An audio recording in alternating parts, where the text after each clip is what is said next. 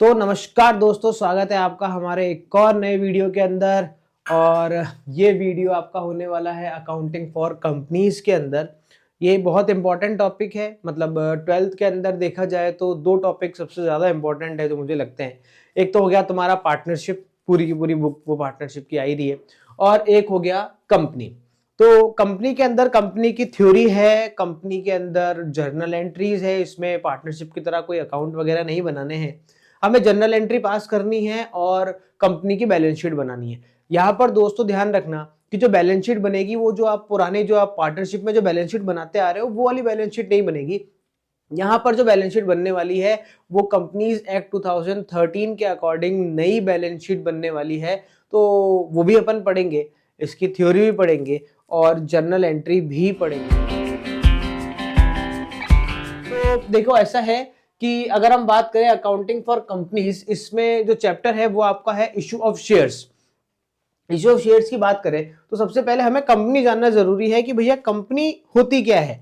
तो अगर मैं सीधे सीधे शब्दों में बोलूं तो आपने बिजनेस स्टडीज में 11th क्लास में एक चैप्टर पढ़ा होगा, फॉर्म्स ऑफ बिजनेस ऑर्गेनाइजेशन, जिसमें आपको डिफरेंट फॉर्म्स बताई थी बिजनेस की। जिसमें सबसे फर्स्ट फॉर्म जो आप इंट्रोड्यूस हुए थे वो हुए थे सोल प्रोप्राइटरशिप से, फिर आपने देखी पार्टनरशिप, फिर हो गया, अब उसके बाद में और हम बात करें तो आ जाएगी कंपनी। तो आप देखिए कि जो सोल प्रोप्राइटरशिप थी, सोल प्रोप्राइटरशिप में एक सिंगल बिजनेसमैन था, एक सिंगल ओनर था जो कि उस बिजनेस को रन कर रहा था। अब उसकी अपनी एक कमियां हैं। उसकी कमी ये है कि वो एक अकेला पर्सन है जो उस बिजनेस को चला रहा है, तो मैन पावर लिमिटेड है वहां पर। अकेला पर्सन है तो उसके पास में जो रिसोर्सेज हैं वो चाहे कैपिटल रिसोर्सेज हो वो भी क्या होंगे, उसके पास में लिमिटेड ही होंगे। और कैपिटल से रिलेटेड प्रॉब्लम हो गई है, और अगर उसको बिजनेस एक्सपेंड करना है तो भी उसको रिसोर्सेज की कमी रहेगी। और एक जो सबसे बड़ा नुकसान है सोल प्रोप्राइटरशिप का वो है कि वहां पर उसकी जो लायबिलिटी रहती है वो लायबिलिटी अनलिमिटेड रहती है। तो कुछ हद तक जो सोल प्रोप्राइटर है उसकी कमियों को पूरा करता है पार्टनरशिप। पार्टनरशिप के अंदर एक से ज्यादा पर्सन मिलकर बिजनेस स्टार्ट करते हैं, यानी दो या दो से ज्यादा पर्सन मिलकर बिजनेस स्टार्ट करते हैं। तो यहाँ पर ये जो रिसोर्सेज हैं, जैसे कैपिटल रिसोर्स है, उसकी कुछ हद तक कमी पूरी करने की कोशिश करती है पार्टनरशिप। क्यों? क्योंकि एक बंदा पैसा लगाएगा तो उसके पास में जितना पैसा होगा वो कैपिटल में लगा देगा। और अगर मान लो 10 लोग बाग मिलके एक बिजनेस स्टार्ट कर रहे हैं तो वहां पर 10 लोग बाग अपनी कैपिटल लगाएंगे, तो वहां पर हमारे पास में जो कैपिटल की साइज होगी वो बढ़ जाएगी। तो एक कुछ हद तक वो जो कैपिटल की प्रॉब्लम है उसको भी रिजॉल्व करता है पार्टनरशिप, और कुछ हद तक जो मैन पावर है उसको भी वो सॉर्ट आउट करने की कोशिश करता है उस प्रॉब्लम को भी। क्योंकि अगर 10 पार्टनर हैं तो वो 10 अलग अलग जगह भी अपने बिजनेस को एक्सपेंड करके चला सकते हैं। तो जो पार्टनर्स की लायबिलिटी है वो यहां पर अनलिमिटेड रहती है। तो ये जो प्रॉब्लम है, बेसिक प्रॉब्लम, वो सोल प्रोप्राइटरशिप में भी थी और यही बेसिक प्रॉब्लम तुम्हारी पार्टनरशिप में भी थी। तो फिर लोगों ने सोचा कि यार इस प्रॉब्लम को भी सॉल्व कर लिया जाए, तो इसीलिए वो एक बिजनेस का नया फॉर्म लेके आए और वो फॉर्म है कंपनी। अब कंपनी के अपने फायदे, मेरे हिसाब से फायदे ही फायदे हैं, नुकसान तो कुछ है नहीं इसका। तो कंपनी के बहुत सारे फायदे हैं। तो अभी हमारे को पढ़ना ही यही है कि कंपनी होती क्या है। तो यहां पर अपन देखते हैं कि कंपनी में क्या होता है भैया। तो कंपनी क्या है, तो एक डेफिनेशन मैंने उठाई है, वो क्या है, company is an artificial person. देखो यहां पर इस डेफिनेशन को ध्यान से देखना। सबसे पहले बात कर रहा है कि कंपनी क्या है, company is an artificial person, यानी कंपनी को यहां पर पर्सन माना गया है। सबसे पहली चीज ही क्या है कि कंपनी को एक पर्सन माना गया है। और वो पर्सन कौन सा पर्सन है भैया, आर्टिफिशियल पर्सन। यार ऑब्वियस बात है, वो हमारी तरह जो रियल पर्सन तो है नहीं, तो वो है एक आर्टिफिशियल पर्सन। और उसको बनाया किसने है भैया, क्रिएटेड बाय लॉ। उसे पर्सन का दर्जा किसने दिया, उसे किसने कहा कि भैया ये पर्सन है, उसे लॉ ने पर्सन माना है। तो क्या है, सबसे पहली चीज क्या है, company is an artificial person created by law. आगे है having separate entity, having separate entity with a perpetual succession and a common seal। अब भैया ये पॉइंट है, यहां पर एक तो मैंने बोल दिया सेपरेट एंटिटी, दूसरा पॉइंट मैंने बोल दिया परपिचुअल सक्सेशन, और तीसरा पॉइंट मैंने क्या बोल दिया, कॉमन सील। इस पॉइंट को हम आगे इसकी कैरेक्टरिस्टिक्स में डिस्कस करेंगे कि कंपनी की ये पॉइंट बोलते क्या है। देखो ये तो हुई डेफिनेशन की बात। सीधे सीधे अगर मैं अपनी सिंपल लैंग्वेज में समझाऊं तो कंपनी क्या है, बहुत सारे लोग बाग, मैं अनलिमिटेड वर्ड भी काम में ले सकता हूं यहां पर अनलिमिटेड वर्ड काम में लेना सही नहीं रहेगा मेरे हिसाब से। एक्स नंबर ऑफ पीपल्स मिलके क्या कर रहे हैं, एक बिजनेस ऑर्गेनाइजेशन खड़ा कर रहे हैं और वो सब उसमें पैसा लगा रहे हैं। देखिए पार्टनरशिप के अंदर जो मेंबर्स की जो नंबर्स रहते हैं वो लिमिटेड रहते हैं, ठीक है, पर कंपनी में ऐसा नहीं है। कंपनी में एक्स नंबर ऑफ पीपल मिलके क्या कर सकते हैं, उस कंपनी को स्टार्ट कर सकते हैं। तो वहां पर कैपिटल की प्रॉब्लम भी सॉल्व हो जाती है, मैन पावर की प्रॉब्लम भी सॉल्व हो जाती है। और यहाँ पर जो सबसे बढ़िया फायदा है वो फायदा है कि कंपनी के जो मेंबर्स होते हैं उनकी जो लायबिलिटी होती है वो हमेशा लिमिटेड रहती है।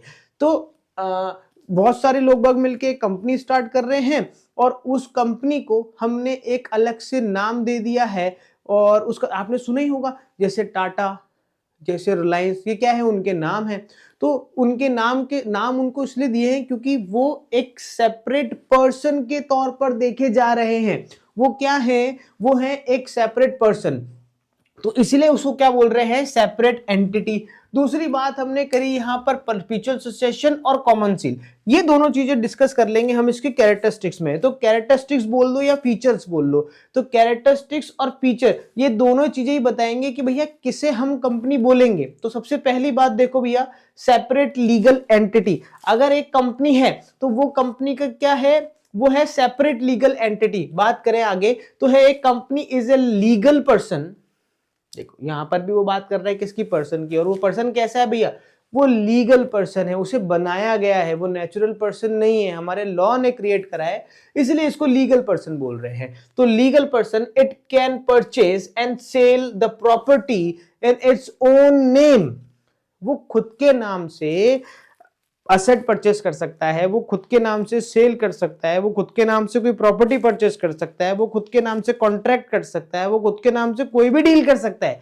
जो काम एक नेचुरल पर्सन कर सकता है, काम से मेरा मतलब है खाना खाना वगैरह नहीं, काम से मेरा मतलब है लीगल वर्क, जैसे प्रॉपर्टी परचेस करना, गुड्स की डील करना, किसी से गुड्स की डील करना, या कोई भी कॉन्ट्रैक्ट साइन करना, ये सारे के सारे काम वो कर सकता है एज ए पर्सन।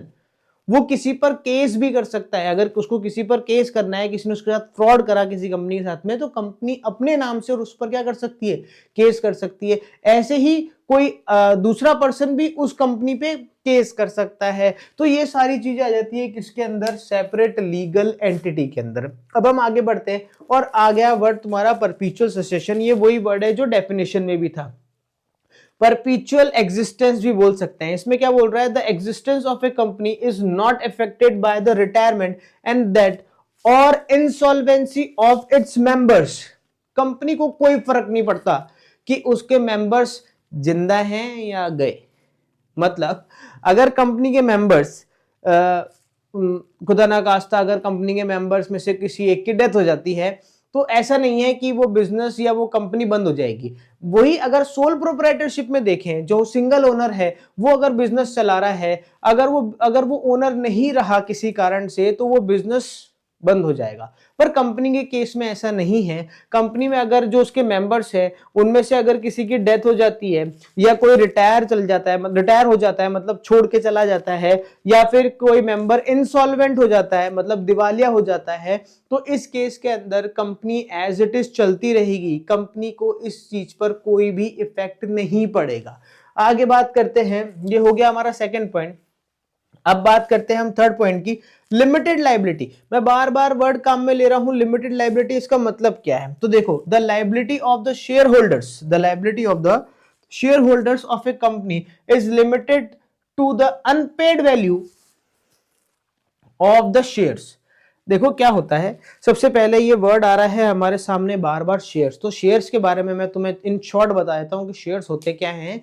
शेयर्स होते हैं कंपनी अपनी कैपिटल के कुछ छोटे छोटे पार्ट्स कर देती है, और उन छोटे छोटे पार्ट्स को क्या कहा जाता है भैया, कैपिटल कहा जाता है। मैं अगर तुम्हें इसको थोड़ा समझाने की कोशिश करूं इजी शब्दों में, तो ऐसा है कि तुम अभी पढ़ रहे हो, तो ऑब्वियस बात है कि तुम्हारे पास में अभी पैसा तो है नहीं ज़्यादा, बाद में कमाओगे जब आ जाएगा।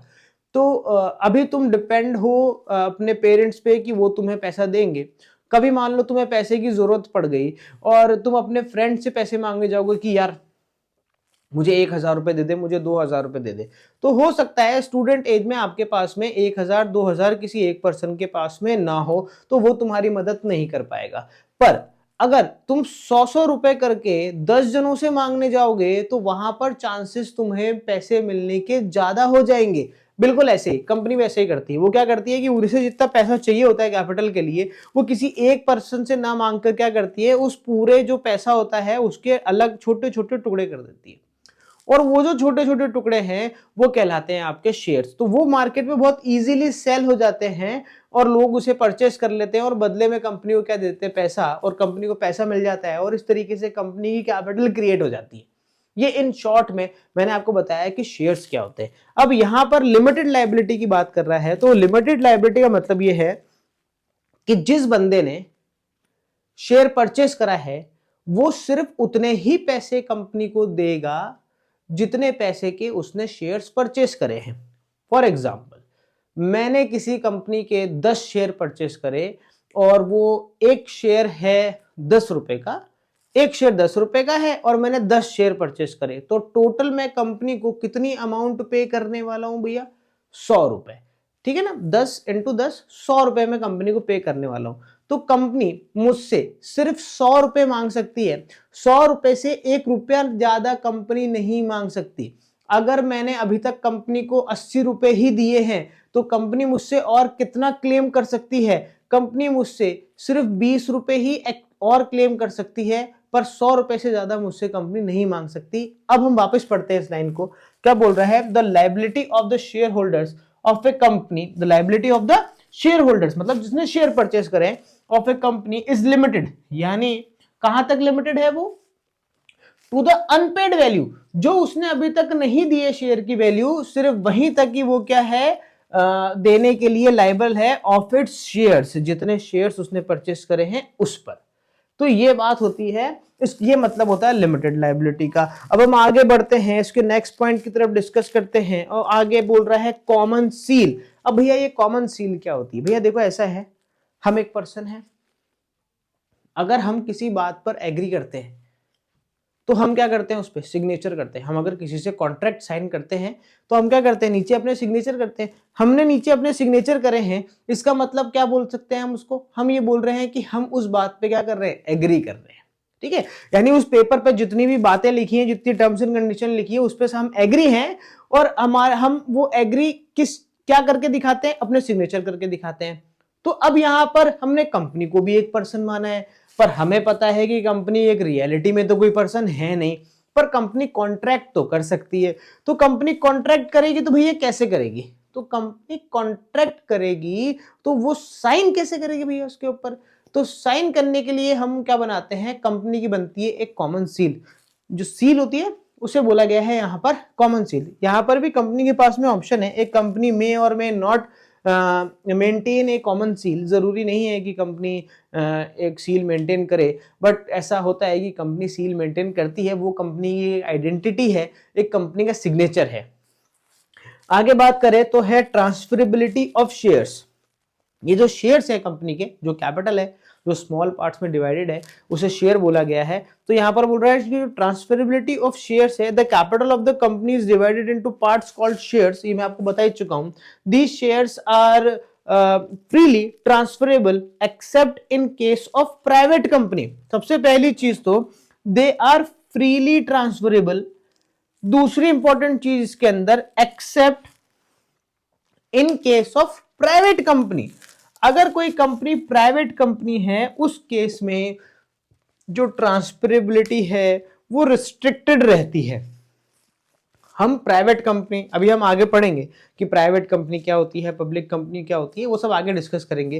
फिलहाल हम कंपनी अपने शेयर्स जो हैं वो पब्लिक में फ्रीली ट्रांसफर कर सकती है, बट अगर वो कंपनी एक प्राइवेट कंपनी है तो यहाँ पर उसके ऊपर कुछ रिस्ट्रिक्शंस हैं जो अप्लाई हो जाएगी, और वो फ्रीली अपने शेयर्स मार्केट में मूव या फिर बोल सकते हैं ट्रांसफर नहीं कर पाएगी। आगे बढ़ते नेक्स्ट पॉइंट की तरफ, जो है separation of management from ownership. भैया देखो ऐसा है, सीधी सी बात है, मैंने तुम्हें बोला कि यहाँ पर एक्स नंबर ऑफ पीपल जो हैं वो कंपनी के मेंबर्स कहलाते हैं। एक छोटा सा एग्जांपल लेता हूं मैं, और उसमें एक कंपनी है जो अपने 1 लाख शेयर्स मार्केट में इशू कर रही है। फॉर एग्जांपल कि हर एक पर्सन ने उसका एक शेयर परचेस करा, तो 1 लाख लोगों ने कंपनी के 1 लाख शेयर परचेस कर लिए। तो अब कंपनी के कितने मेंबर, और हर एक शेयर होल्डर क्या कहलाता है? कंपनी का मेंबर कहलाता है। तो कंपनी के कितने मेंबर हो गए भैया? 1 लाख मेंबर्स हो गए। तो अब कंपनी कौन चलाता है भैया? कंपनी का जो ओनर होते हैं, जो रियल ओनर होते हैं कंपनी के, वो तो क्या होते हैं? उसके शेयर होल्डर्स ही होते हैं। अब जब ये सारे शेयर होल्डर्स हैं और ये सारे ही कंपनी के ओनर हैं, तो क्या ये सारे के सारे वहां पर कंपनी बैठ के चलाएंगे क्या? नहीं। आप खुद देखो ना, क्या ये प्रैक्टिकल पॉसिबल है क्या कि वहां पर 1 लाख लोग बैठ के और कंपनी को चलाएंगे? अरे बैठाने की जगह नहीं मिलेगी। तो ऐसा नहीं होता, प्रैक्टिकली ऐसा नहीं होता। होता यह है कि वो जो सारे के सारे शेयर होल्डर्स हैं वो मिलके क्या करेंगे? एक वोट देंगे, और वोट देके वो जो कुछ मेंबर्स होंगे उनको बैठाएंगे, और वो जो मेंबर्स हैं वो सारे मिलके कहलाते हैं बोर्ड ऑफ डायरेक्टर। तो देखो यहां पर क्या बोले, एक company is managed by board of director elected by the share holders. तो जो बोर्ड ऑफ डायरेक्टर है वो बोर्ड ऑफ डायरेक्टर कंपनी को चलाता है, ना कि सारे के सारे शेयर होल्डर्स चलाते हैं। पर वो बोर्ड ऑफ डायरेक्टर बनाता कौन है? वो बनाता है शेयर होल्डर्स वोट देकर। तो मैं समझता हूं कि आप यहां पर इसकी कैरेक्टरिस्टिक्स बेहतर तरीके से समझ पाए होंगे। और अब हम बढ़ते हैं इसके आगे टाइप्स, या बोलूं मैं काइंड्स ऑफ कंपनी की तरफ, कि कंपनी कितनी तरह की होती है। यहां पर हम देख लेते हैं काइंड्स ऑफ कंपनी। तो काइंड्स ऑफ कंपनी में बात करें तो हम बात कर रहे हैं जॉइंट स्टॉक कंपनी की।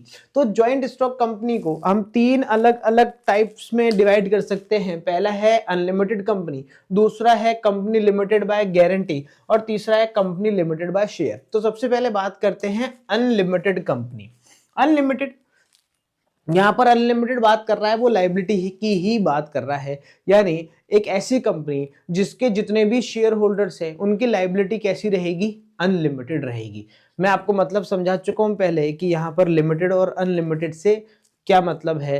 तो यहां पर जो मेंबर्स हैं उनकी लायबिलिटी कैसे रहने वाली है? अनलिमिटेड रहने वाली है, और ऐसी कंपनी को कहा जाएगा अनलिमिटेड कंपनी। जनरली ये फॉर्म इंडिया में यानी हमारे यहाँ नहीं देखा जाता, क्योंकि इसमें रिस्क ज्यादा है, मेंबर्स ऐसी कंपनी बनाते ही नहीं है।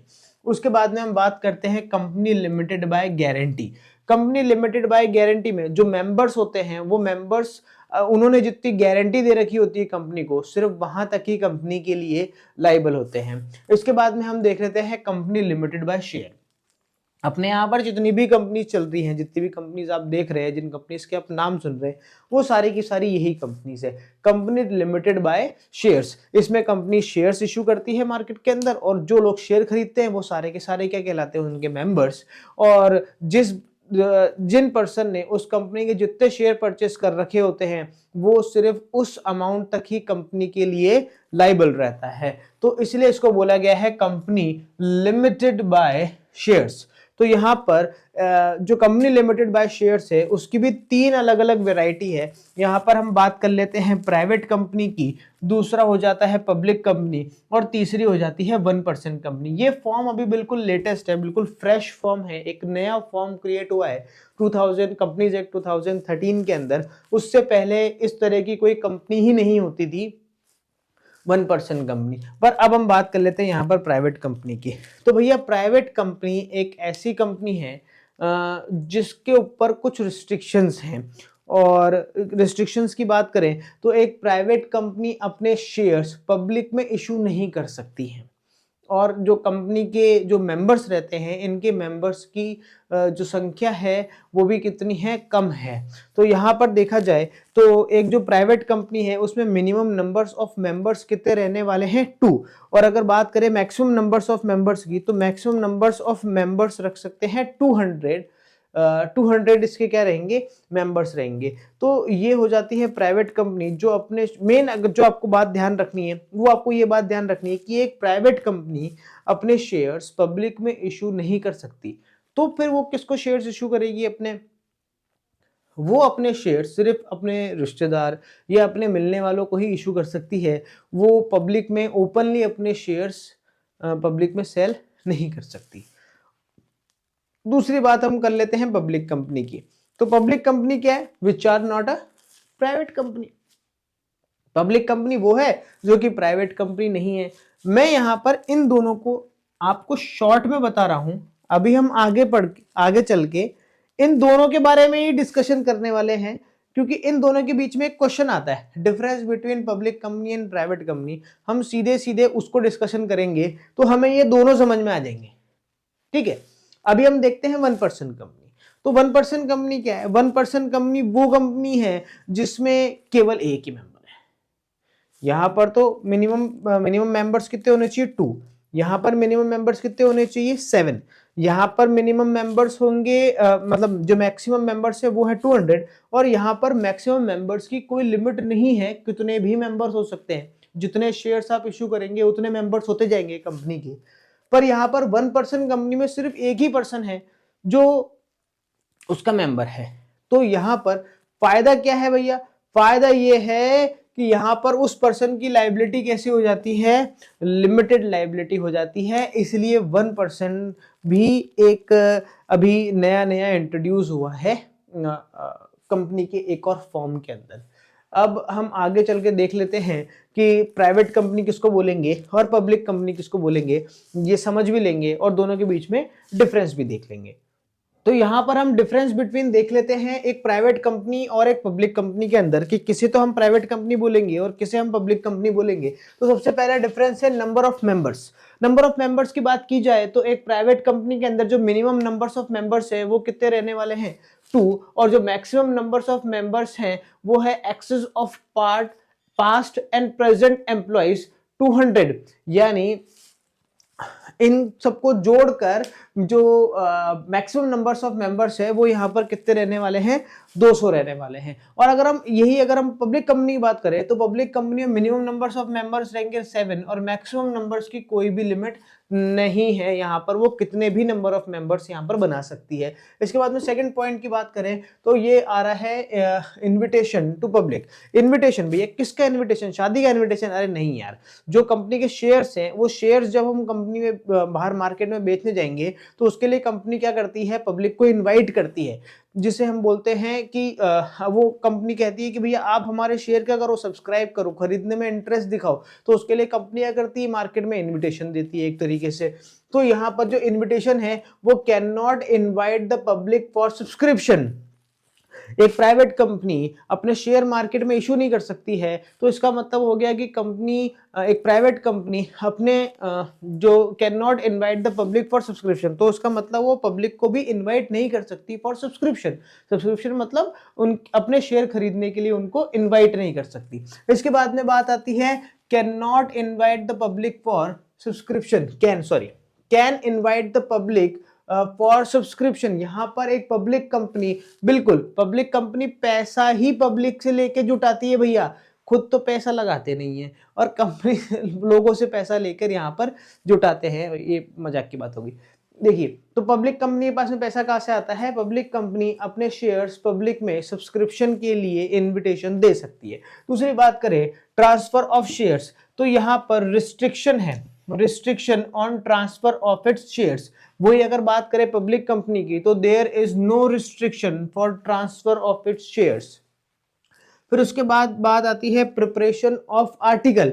तो देखो आर्टिकल, अगर आपने बिजनेस स्टडीज पिछले साल पढ़ी है तो आपने आर्टिकल ऑफ एसोसिएशन और मेमोरेंडम ऑफ एसोसिएशन आपने देखा होगा, बिल्कुल वही है यहाँ पर आर्टिकल ऑफ एसोसिएशन। तो यहाँ पर एक प्राइवेट कंपनी को बिल्कुल एक आर्टिकल ऑफ एसोसिएशन बनाना बहुत जरूरी है। वहीं पर ही अगर एक पब्लिक कंपनी है तो उसे खुद का, वो चाहे तो खुद का भी एक आर्टिकल ऑफ एसोसिएशन बना सकती है, एक आर्टिकल बना सकती है।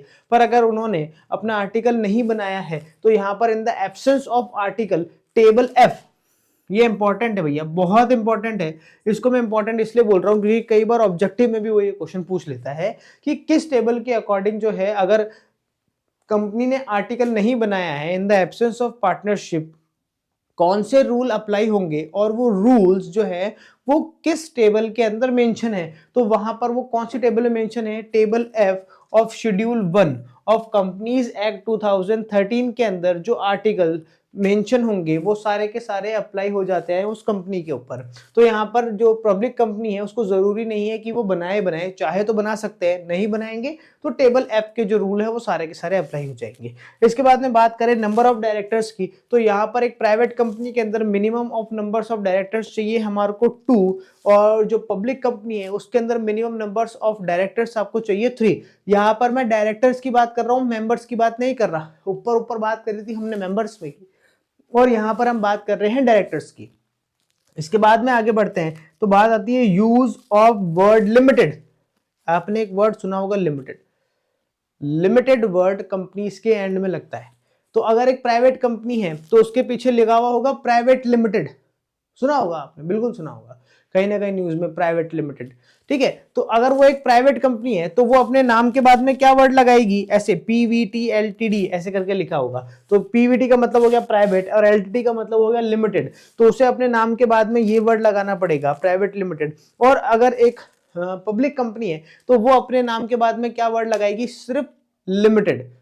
ठीक है, तो यहाँ पर दोनों के बीच में जो डिफरेंस है वो खत्म होता है। और अब हम आगे बढ़ते हैं और देखते हैं कि जो हमने शेयर्स की बात करी वहां से निकल के आती है हमारी कैपिटल। तो अब हम डिस्कशन करते हैं कैपिटल के बारे में।